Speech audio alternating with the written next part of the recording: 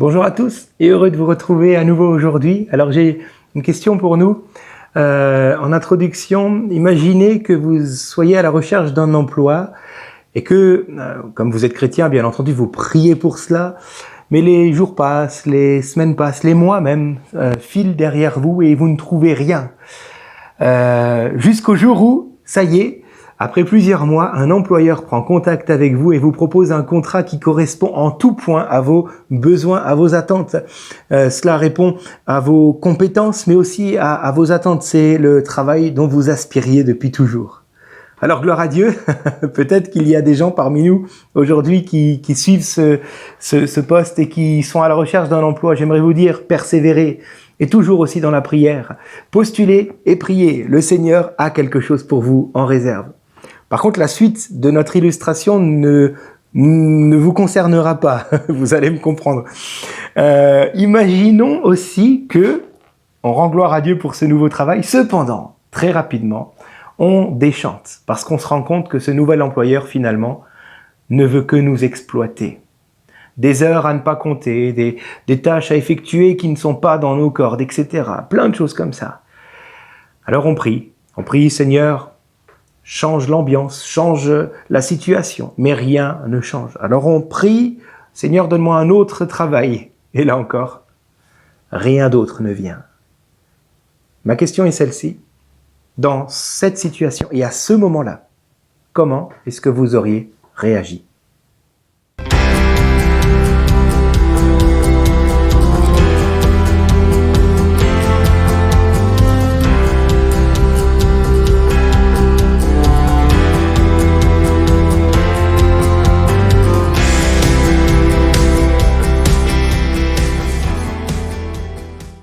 Voilà, gloire au Seigneur.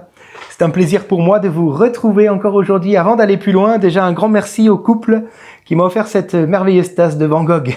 Voilà, vous allez vous reconnaître certainement. Que Dieu vous bénisse richement.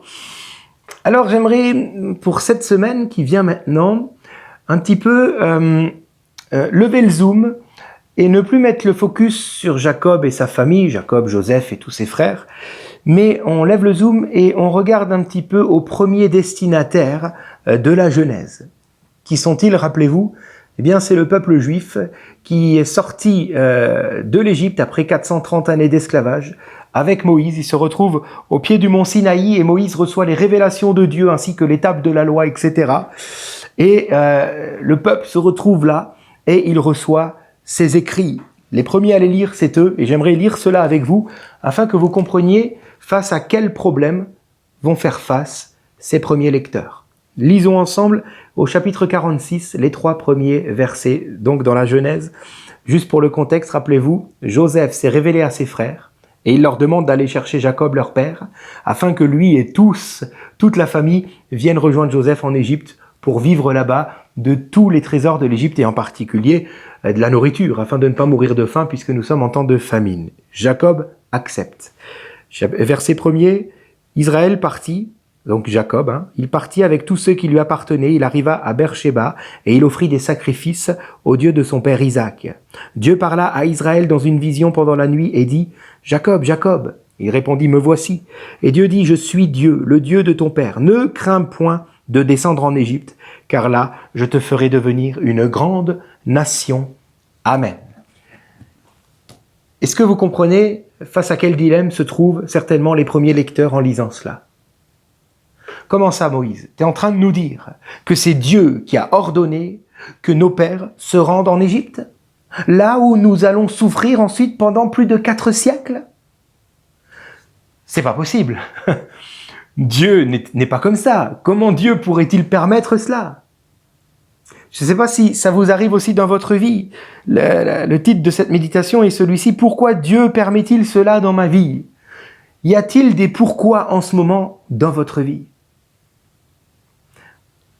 Très certainement que oui. Alors, déjà, avant d'aller plus loin et de parler de ces pourquoi, j'aimerais que nous puissions faire un peu d'histoire pour comprendre déjà la raison pour laquelle, finalement, les Juifs seront esclaves en Égypte pendant plus de 4 siècles, 430 ans exactement.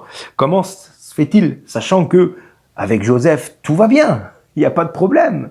Effectivement, mais cette paix ne va pas durer longtemps. Je m'explique donc. Après la mort de Joseph, 50 ans après sa mort quand même, et donc jusque-là, les Juifs vont vivre en paix en Égypte, dans le pays de Goshen, rappelez-vous, mais 50 ans après la mort de Joseph, l'Égypte, cette dynastie la plus puissante du monde à l'époque, l'Égypte va être renversée par les Hyksos. Qui sont les Hyksos? Les Hyksos sont des envahisseurs venus de l'Asie de l'Ouest, c'est-à-dire venus tout droit de Canaan, et quelques autres contrées autour, bien entendu, mais aussi donc de Canaan. Après quelques batailles perdues, bien entendu, finalement, les pharaons du nouvel empire égyptien vont réussir à renverser la tendance et à se débarrasser des Hyksos. Et cela va donner naissance au nouvel empire égyptien. Et le problème, c'est que les nouveaux pharaons, dont le tout premier qui se nomme Ahmosis Ier, les nouveaux pharaons donc de ce nouvel empire égyptien vont voir d'un très mauvais œil les Hébreux. Pourquoi ? Tout simplement parce que les Hébreux viennent de Canaan, ils sont originaires de Canaan. Et donc les Égyptiens vont les voir d'un mauvais œil, ils vont se dire mais qui nous dit s'ils vont pas se soulever eux aussi contre nous ? Et je lis pour vous, pour quand même bien comprendre un petit peu tout ce qui s'est passé à ce moment-là, Exode chapitre 1er, c'est le livre juste après la Genèse, que Moïse aussi a écrit, Exode chapitre 1er, les versets 8 à 16, on lit ensemble, « Il s'éleva sur l'Égypte un nouveau roi qui n'avait point connu Joseph. » C'est de ce dont nous venons de discuter. Il dit à son peuple, « Voilà les enfants d'Israël qui forment un peuple plus nombreux et plus puissant que nous. Allons, montrons-nous habiles à son égard. Empêchons qu'il ne s'accroisse et que, s'il survient une guerre, il ne se joigne à nos ennemis pour nous combattre et sortir ensuite du pays. » Est-ce que vous comprenez la crainte qui se trouve dans les cœurs des pharaons là et de toute l'Égypte finalement ? Qui nous dit si d'autres Hyksos ne vont pas venir dans l'avenir du côté de Canaan, et si alors les Hébreux ne vont pas s'allier à eux car ils sont originaires de la même terre? Alors dans ce cas-là, nous les Égyptiens, nous serions perdus. Alors faisons de suite ce qu'il faut. Ils mettent en place une stratégie car ils ont peur. Voyons cette stratégie, c'est simple, ils vont réduire en esclavage tout le peuple hébreu. Nous lisons au verset 11e, « L'on établit sur les Juifs un chef de corvée afin de l'accabler de travaux pénibles. » C'est ainsi qu'il bâtit, donc Israël, tout le pays des Hébreux, c'est ainsi que les Hébreux bâtirent les villes de Pithom et de Ramsès pour servir de magasin à Pharaon. Mais plus on accablait les Hébreux et plus ils multipliaient et s'accroissaient, et l'on prit en aversion alors les enfants d'Israël. Alors les Égyptiens réduisirent les enfants d'Israël à une dure servitude. Ils leur rendirent la vie amère par de rudes travaux en argile et en briques, et par tous les ouvrages des champs. Et c'était avec cruauté qu'il leur imposait toutes ces charges. Le roi d'Égypte, donc le pharaon, parla même aux sages-femmes des Hébreux. L'une s'appelait Shifra et l'autre Poua, et il leur dit, quand vous accoucherez les femmes des Hébreux, et que vous les verrez sur leur siège, si c'est un garçon, faites-le mourir, si c'est une fille, laissez-la vivre.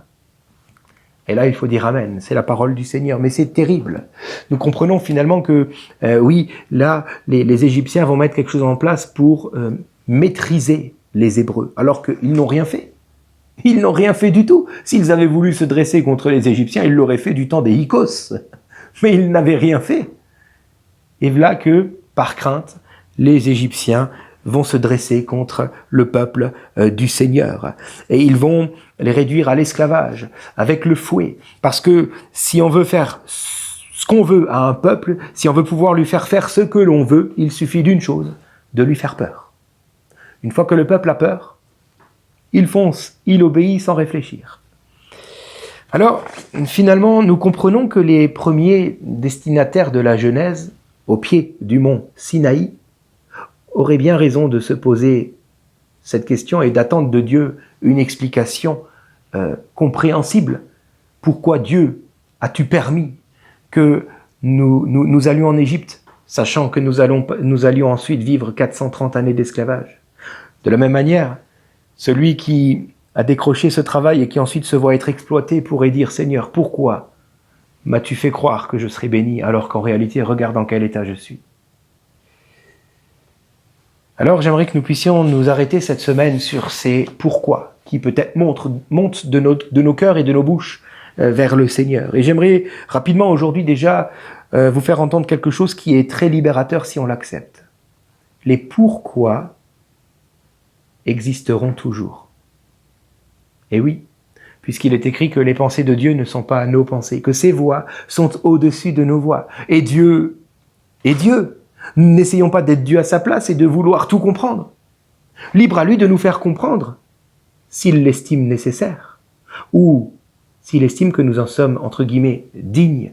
Car, pour connaître les pensées de Dieu, nous devons devenir l'ami de Dieu. Or, Jésus dira à ses disciples, vous êtes mes amis si vous faites ce que je vous commande. Par amour, nous nous attachons au Seigneur. Par amour, nous choisissons de le suivre. Alors, par amour, il nous révélera ses projets. Alléluia.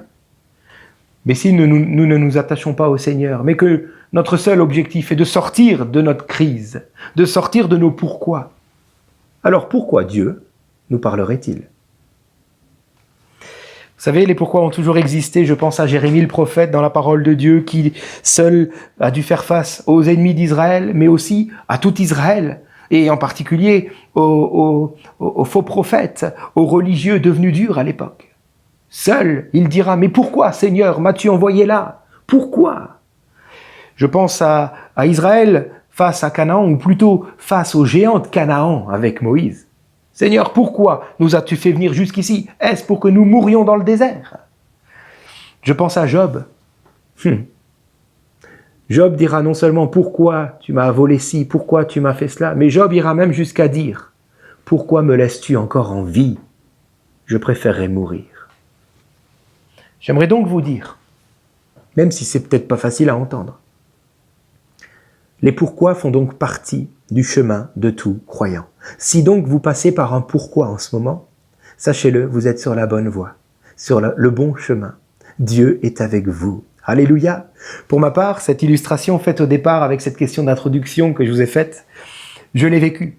Dieu m'a ouvert les portes pour un travail et très rapidement je me suis rendu compte que c'était pour mon malheur. Et Dieu n'ouvrait rien d'autre. Et pendant des années, j'ai été là-bas. Mais je peux vous dire avec le recul que le Seigneur m'a appris des choses que je n'aurais certainement jamais apprises ailleurs et en d'autres circonstances.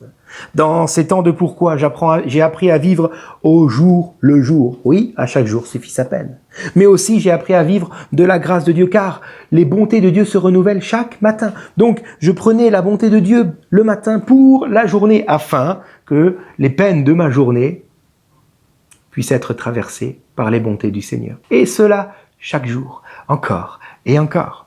Alors, une clé pour nous en sortir face à nos pourquoi. Une petite clé aujourd'hui, puis nous continuerons d'en parler le reste de cette semaine.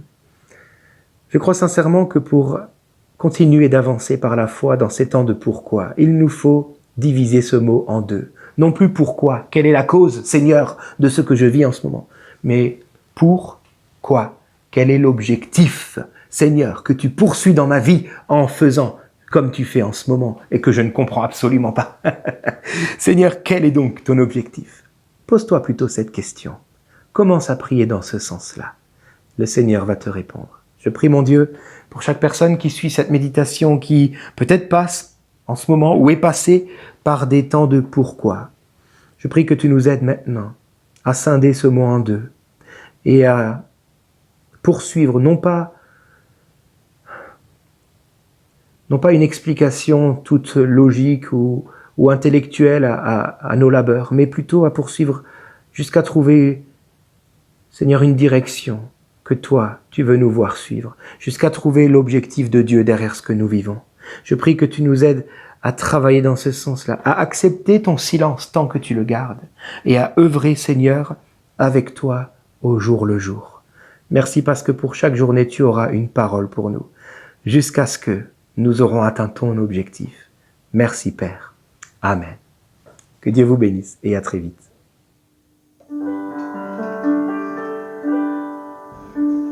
Tu donnes et tu reprends. Tu donnes et tu reprends. Mon cœur choisit